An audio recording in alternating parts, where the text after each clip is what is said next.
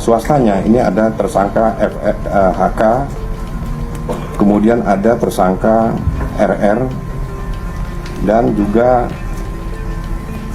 pihak lainnya.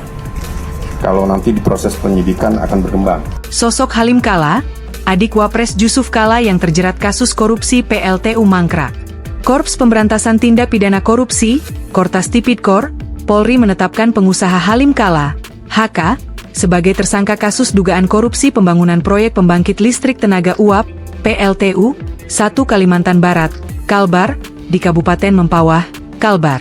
Pidana itu menyebabkan kerugian negara mencapai $64.410.523 AS dan $329.199.898.518 atau mencapai 1,3 triliun rupiah bila dikonversikan ke rupiah. Diketahui, Halim Kala adalah adik dari Wapres ke-10 dan 12 Jusuf Kala, JK, Halim Kala, HK.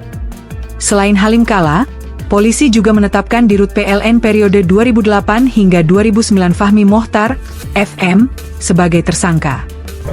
Yang pertama ini tersangka FM.